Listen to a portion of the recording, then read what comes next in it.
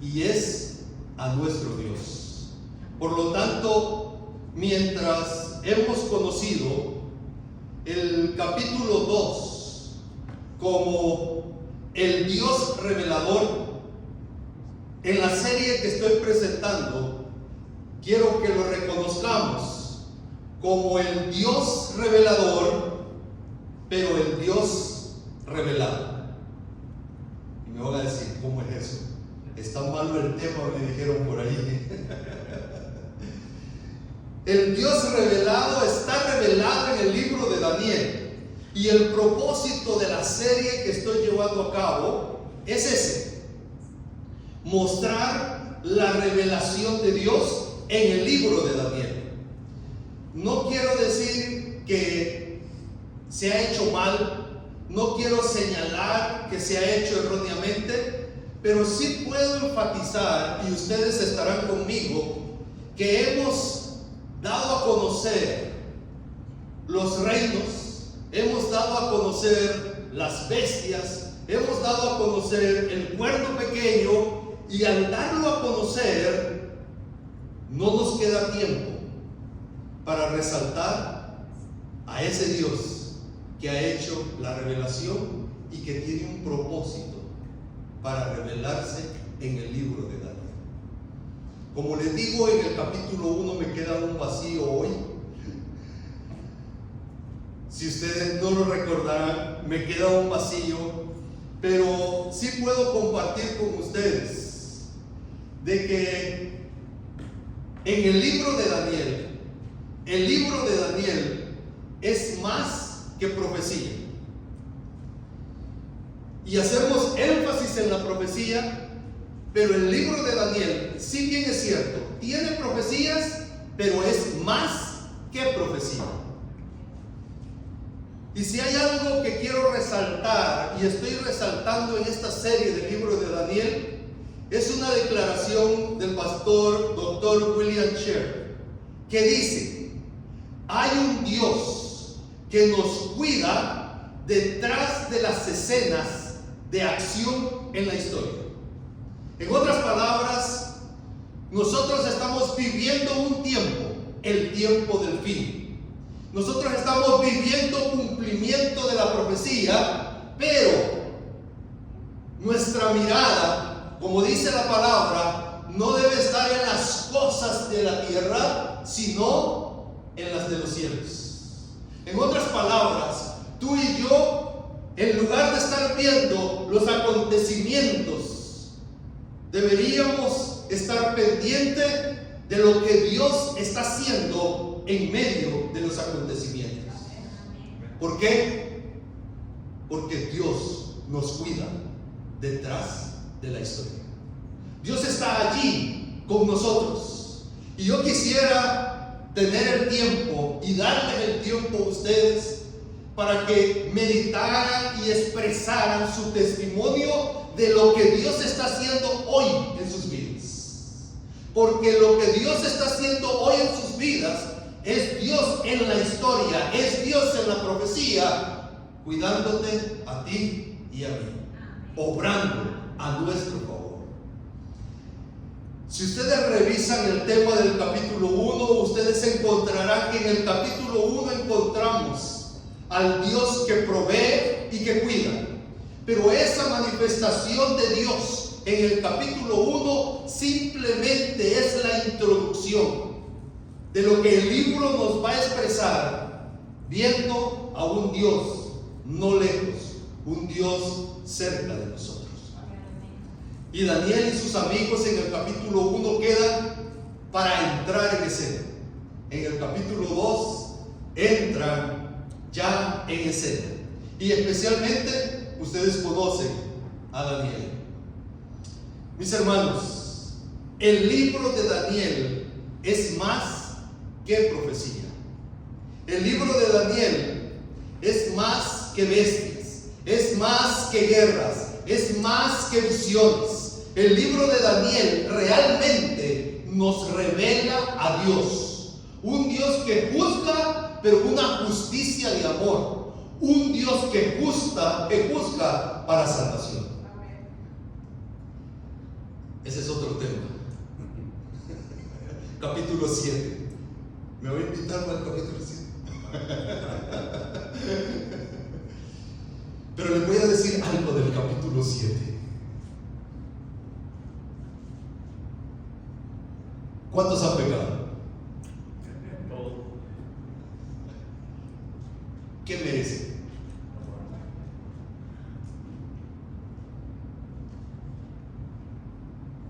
Entonces, ¿para qué Dios tiene que hacer un juicio? Todos estamos condenados. Todos hemos pecado. ¿Por qué Dios tiene que hacer un juicio? Capítulo 7 de Daniel. Dios tiene que hacer un juicio para salvarte.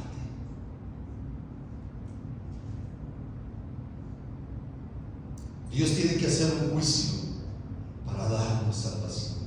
Su juicio es dado a los santos para salvación. Y tú me dirías, ¿cómo es eso? Sí, tú estás condenado, pero ahora te presentas delante del Dios Todopoderoso que hace juicio. ¿Estás condenado? ¿Pecaste? Sí. Pero en ese juicio te encuentras con el abogado perfecto, te encuentras con Jesús. Y Jesús dice, yo he muerto por él. Y esa evidencia te da la oportunidad de salvación.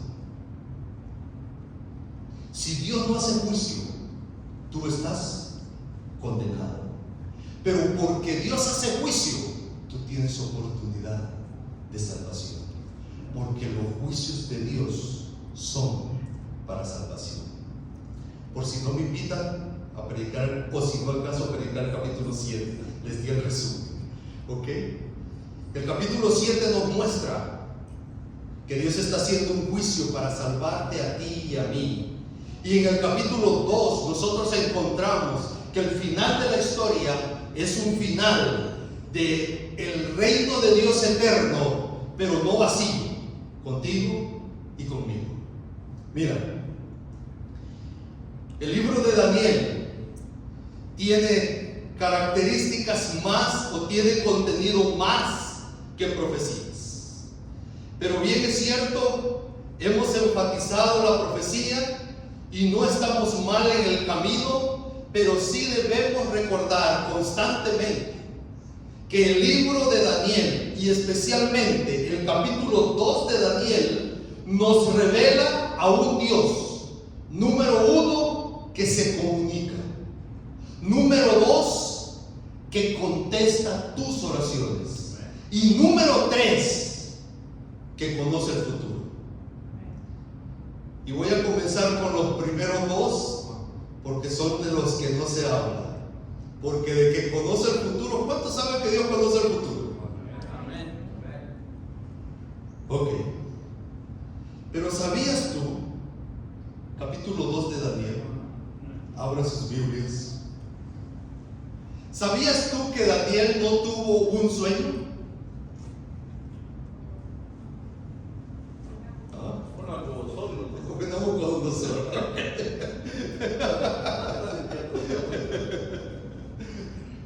Capítulo 2, ¿está conmigo?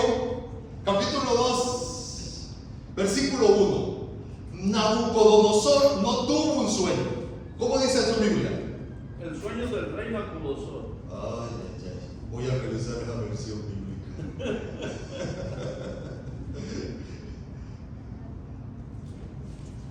¿Cómo dice otra versión de la Biblia, por favor? El futuro del mundo.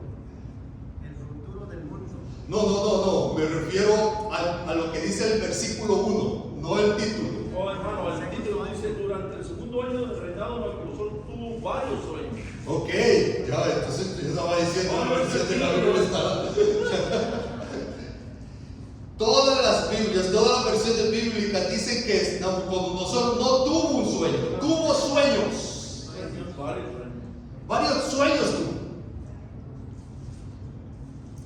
No podemos determinar si era el mismo sueño. Yo no sé cuántos han tenido siempre el mismo sueño, la misma pesadilla. Hay veces sí, ¿verdad? No podemos determinar que haya sido el mismo sueño, o no podemos determinar que en cuanto al sueño, pero sí el capítulo nos narra que cuando Daniel le da a conocer el sueño, Nabucodonosor sabe que ese es su sueño. ¿Están conmigo? Amén. Eso era para despertarlos a esta hora. Ahora, número 2.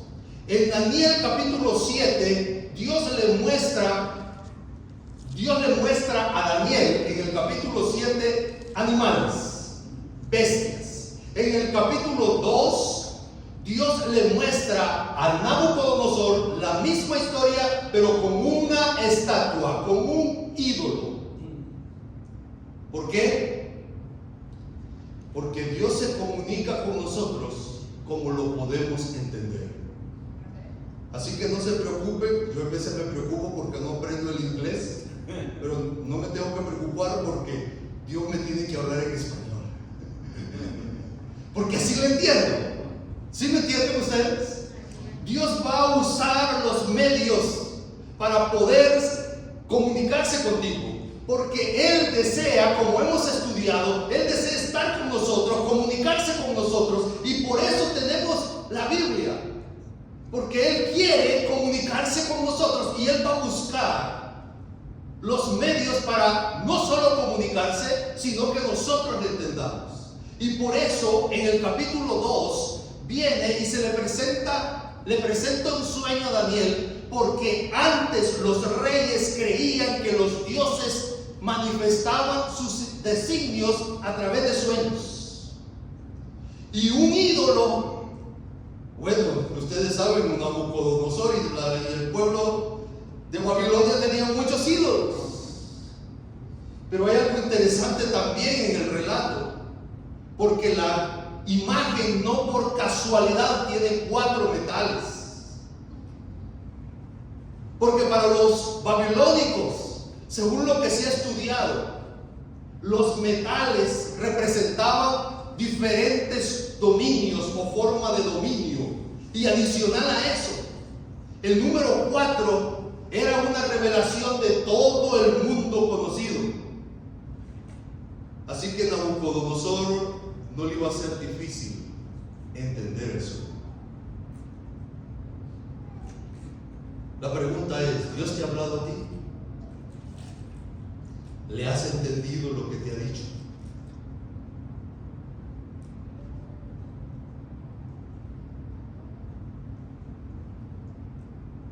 ¿Cuál fue la solución en aquel momento? Nabucodonosor, sus sabios, no entendían. ¿Cuál fue la solución?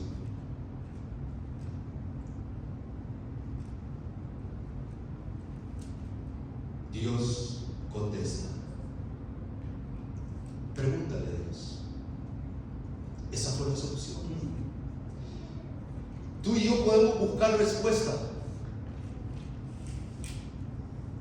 Y yo tengo un compañero, un amigo que, ¿cómo me cuenta sus sueños? Yo creo que él quiere que yo se los interprete.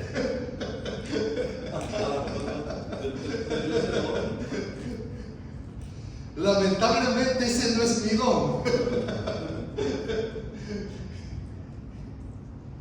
Pero sí sé que en oración Dios puede contestar. ¿Y Dios contestó a una oración, sí o no? Sí, miren, y vamos a aprender 3 cosas importantes de la oración de Daniel. Número 1, oración con propósito. ¿Cómo oramos? Muchas veces vagamente. Y te voy a confesar algo. Hay veces no dejamos de pecar porque no hemos confesado nuestro pecado.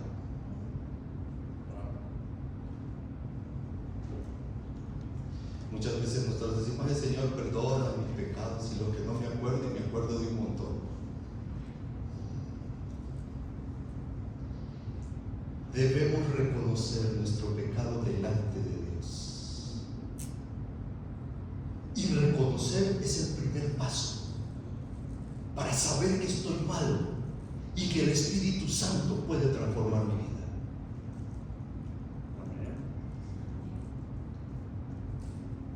En tu oración privada, no te limites delante de Dios. No les tengas pena a Dios. Dios no se asusta por nuestros pecados. Al contrario, Él ya lo sabe. Simplemente Él quiere que tú y yo lo reconozcamos. Y como me enseñaron a mí, no solo digas, Señor, perdóname, sino que agrégale, Espíritu Santo, ayúdame a vencerlo. Y el Espíritu Santo es maravilloso. Te invito a que tu oración tenga propósito. Cuando nos reunimos aquí en la iglesia, tengamos una oración con propósito. Cuando oramos en grupo, cuando oramos individualmente, busquemos a Dios con un propósito. Y no solo tendremos respuesta, sino que nosotros mismos nos daremos cuenta que Dios ha contestado. Porque a veces le digo, Dios, cuídame. ¿Pero de qué? Voy a manejar, cuídame de un accidente. Regreso a la casa, no tuve accidente. ¿De qué me cuidó Dios? De un accidente. No tuve accidente. Puedo alabar y glorificar a Dios, que es lo último que hace Daniel. Alaba y glorifica a Dios. ¿Por qué? Porque oró con propósito y obtuvo la respuesta que él buscaba. Y entonces alabó a Dios. Nosotros podemos alabar a Dios. Hagamos oraciones con propósito. Número 2. Miren, Dios le habló a Nabucodonosor, sí o no. ¿Sí o no? Dios se reveló a Nabucodonosor, sí o no. Sí. ¿Era cristiano? No. ¿Creía en Dios? Si a él, que no era cristiano, que no creía en Dios, Dios le habla, Dios se revela a ti y a mí que lo estamos buscando, que deseamos hacer lo mejor para él, ¿creen que no va a contestar?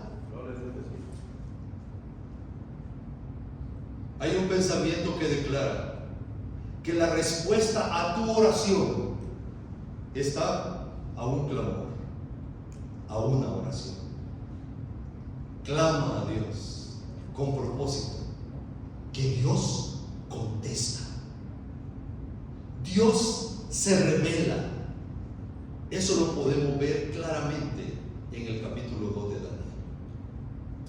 ¿Cuántos sabían que hay salmos que no están en el libro de Salmos? No me digan que no, porque me quedé corto con el tema entonces, porque tenía que traer la lista de salmos que no están en el libro de Salmos. En 2 Samuel hay uno, en Génesis hay otro, y aquí en Daniel hay varios, ¿no? Tienen que, bueno, tienen que invitarme a predicar y les predico todos los salmos que no están en Salmos. Es que buscamos en los salmos, el libro de los salmos. Es que buscamos los salmos en el libro de Salmos, pero hay más salmos. ¿Ustedes conocen el salmo de Daniel? No. Y mi hermano hoy lo leyó aquí. Daniel capítulo 2, versículo 20 en adelante. ¿Qué es un salmo? ¿Qué es un salmo? Es un alabanza a Dios reconociendo que Dios responde. Aquí Daniel capítulo 2 versículo 20 expresa un salmo a Dios. Da un salmo a Dios y inicia así: alabado sea por siempre el nombre de Dios. ¿O no se inician así los salmos? ¿Estoy mal yo? No, estoy bien. ¿O ustedes están mal? Aquí encontramos el salmo de Daniel.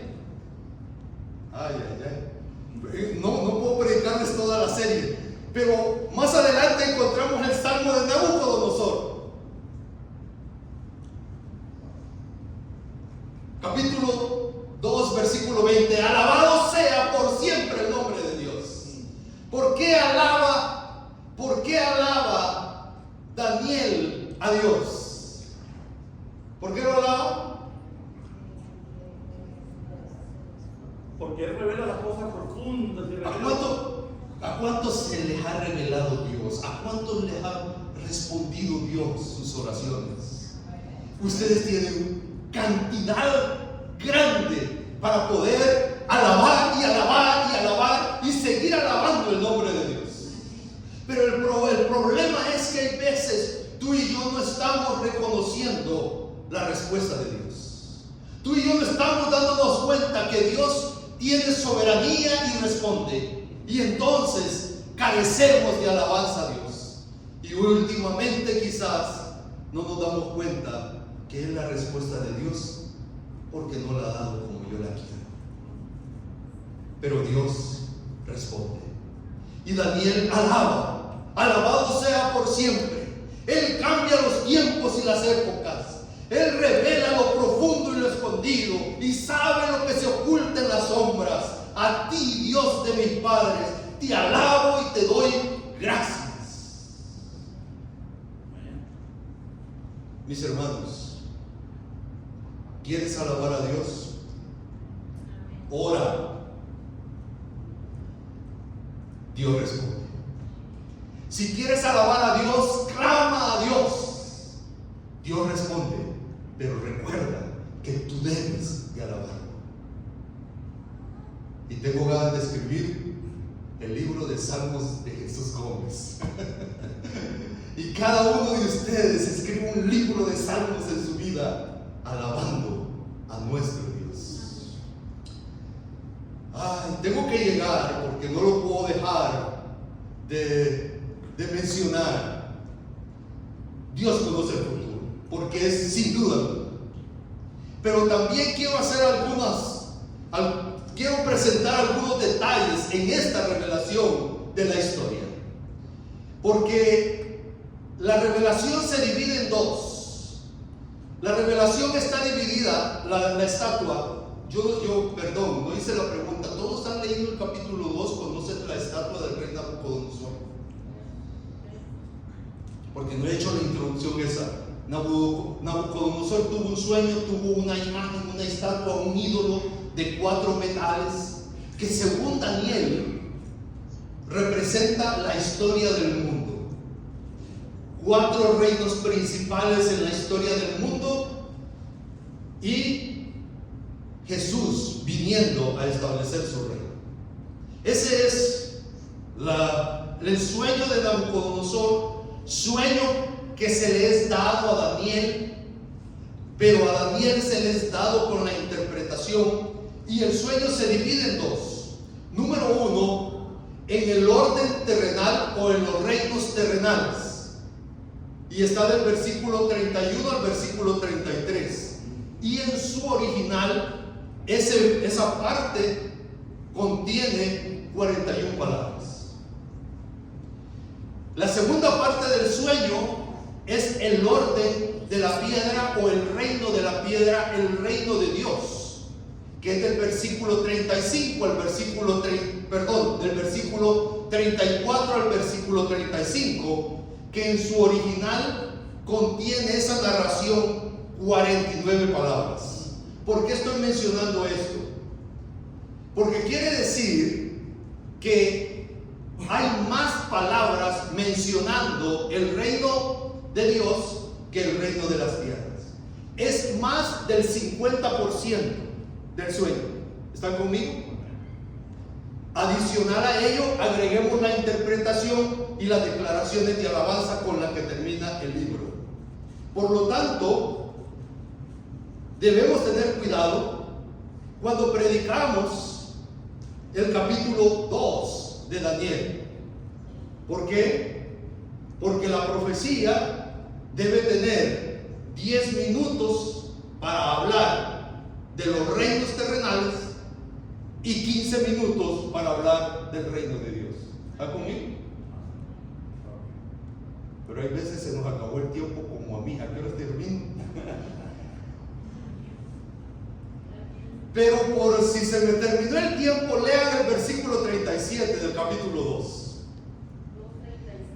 2:37. ¿Qué dice el versículo 37 del capítulo 2? ¿Puedo leer? Ok. Dice: Su majestad es el más grande de todos los reyes, porque el Dios del cielo le ha dado el reino, el poder, la fuerza y el honor. Si hay algo que ustedes van a encontrar en el libro de Daniel, es que mientras Nabucodonosor se considera el grande, realmente hay uno más grande que él. ¿Por qué? Porque aquí no es Nabucodonosor teniendo un sueño, es Dios dándole un sueño. Es Dios revelándose a Nabucodonosor, no por ser perfecto, sino porque Dios es un Dios de amor que quiere comunicarse con ustedes y conmigo. Amén. Definitivamente Dios conoce el futuro, y ustedes conocen o han oído o han visto muchas imágenes en relación a lo que tiene que ver con la estatua. Versículo 28, vamos a la revelación. Versículo 28, Daniel le dice a Nabucodonosor: tú eres la cabeza de oro. Ustedes pueden corroborar. Le dice: tú eres la cabeza de oro, estableciendo que la estatua inicia en el reino de Nabucodonosor. Número 2, los pechos y los brazos de plata, los medos y los persas. ¿Y de dónde surge que son los medos y los persas? ¿A quién se le ocurrió interpretar que esos son los medos y los persas? Ok, no hay a quién se le ocurrió. La Biblia se revela a sí misma. Y en el capítulo 5, versículo 31, dice que los medos y los persas conquistan el reino de Babilonia. ¿Correcto? No estamos inventando interpretación. La Biblia lo dice. Y si ustedes tienen duda que si los medos y los persas reinaron en el mundo, los puedo mandar a la historia, pero también los puedo mandar a la historia bíblica. ¿Cuántos han leído el libro de Esther? ¿Cuántos conocen el libro de Esther? ¿Quién es el que reina allí? Los medos. ¿Ok? Entonces Daniel le dice al rey: tú eres la cabeza, pero va a caer tu reino. Son los medos y los persas que te van a conquistar. Y luego hay un tercer reino. Así como conoces tú los metales, menos importante que tú, de menos relevancia, pero va a conquistar a los medos y los persas. ¿Y de dónde surge que es Grecia? Siempre de la Biblia y siempre de Daniel. En el capítulo 11 de Daniel, en el versículo 2, nosotros encontramos la declaración específica que Grecia tome el control del mundo conocido. ¿Ok? Biblia. ¿Y de dónde surge que las piernas de hierro, que desmenuza, que rompe, que tiene fuerza, es Roma? ¿Cómo podemos concluir que es Roma? ¿Cómo podemos establecer que es Roma? Bueno, la pregunta es: cuando Jesús vino a esta tierra, ¿quién tenía el control del mundo? Roma. ¿Y los griegos? ¿Qué había pasado con los griegos? Si Roma estaba en el control del mundo conocido en aquel entonces, concluimos que ellos conquistaron a Grecia. Pero la historia del mundo, que le llaman la historia universal, nosotros podemos evidenciar eso. Ahora les tengo una declaración que espero que no me tiren en la Biblia ni que me castiguen, ¿ok? Por cierto, perdón, les mandó saludos del pastor Leal. Al principio tenía que darles el saludo del pastor Leal. Ya lo escuchó el pastor Leal y no me regañó.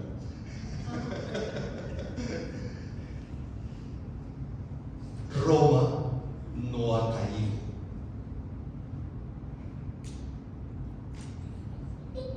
Por eso les digo que no se me asusten.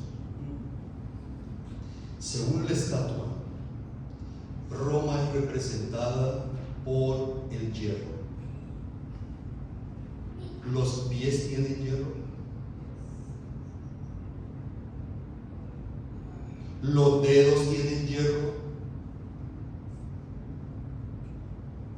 Alguien dice oculto en la arcilla.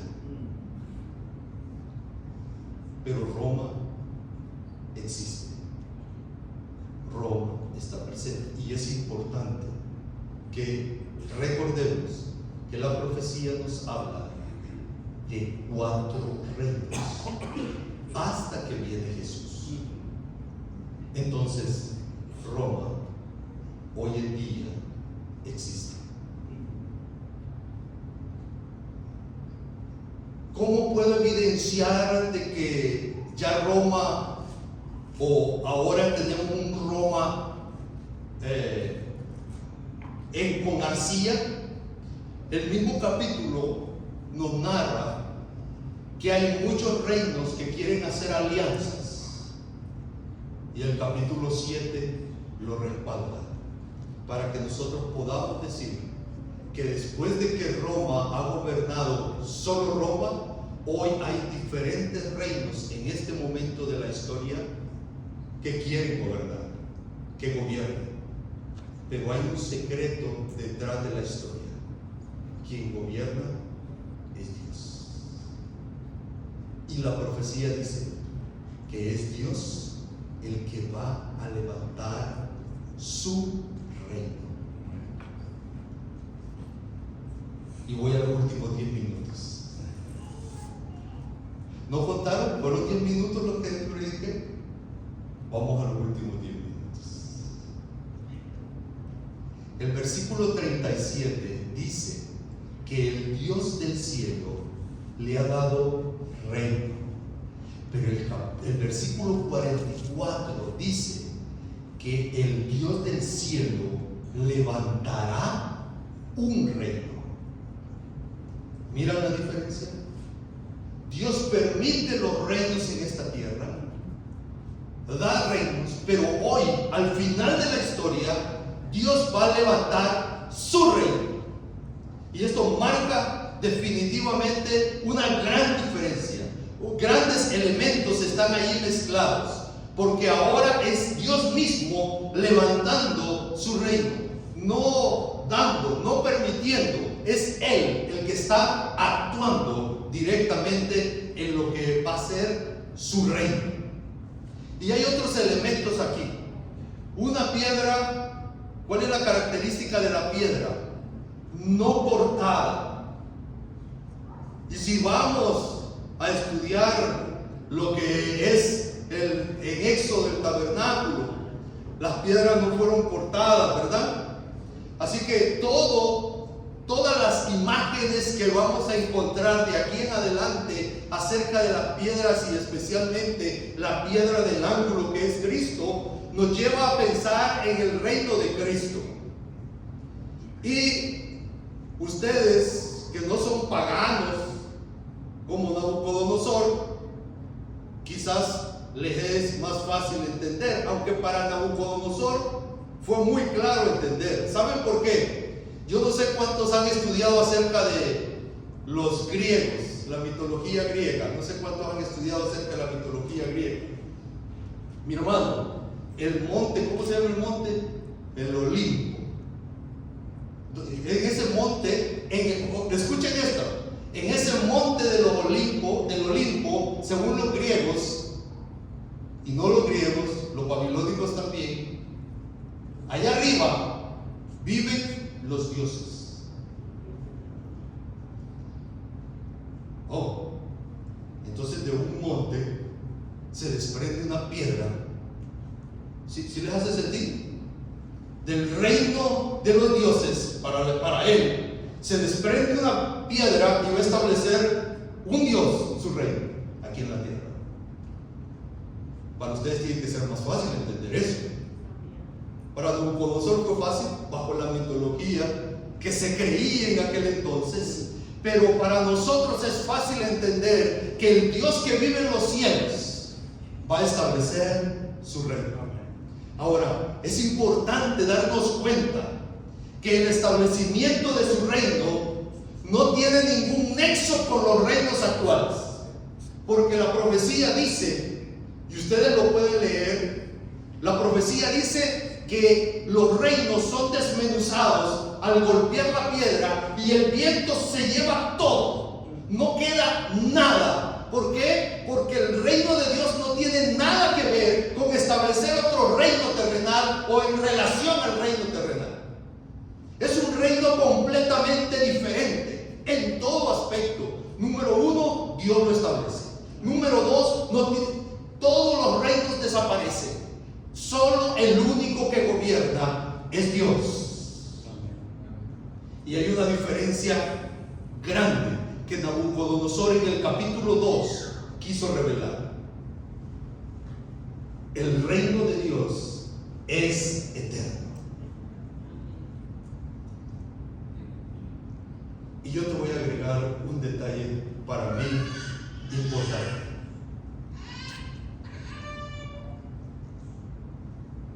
Para que sea rey,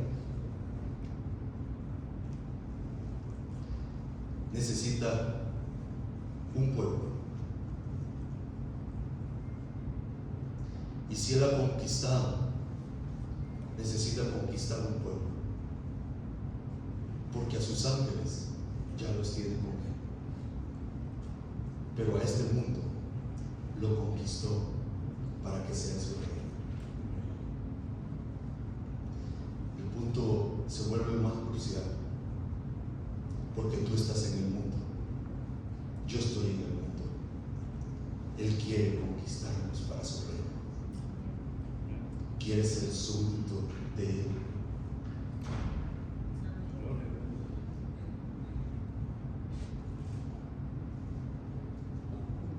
El capítulo termina de una forma que trae un mensaje para mí mayor.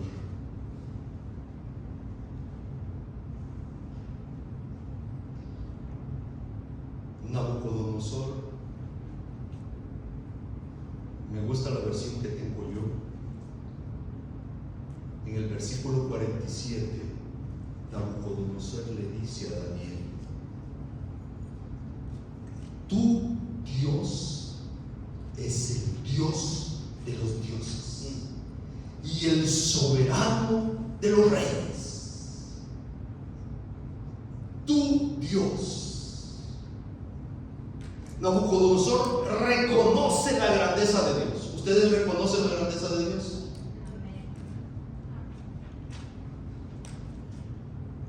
Les cuento una triste historia de cómo termina el capítulo 2.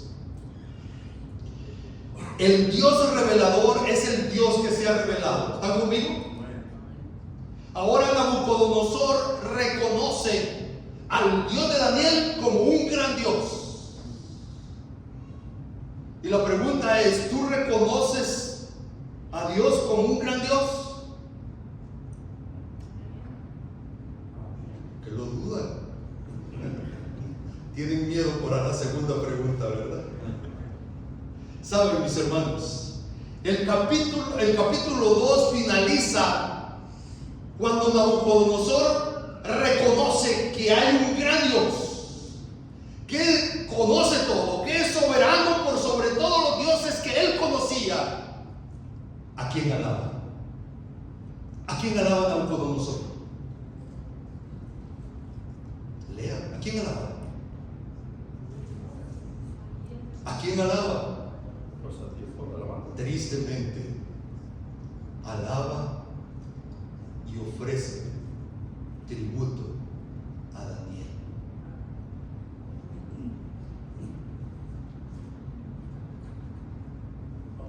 Yo sé que lean detenidamente. Nabucodonosor reconoce al gran Dios, pero le rinde tributo, honores a Daniel. Esta es una gran lección para mí y es el llamado de esta tarde para tu vida y para la mía. Sé que tú sabes que Dios es un gran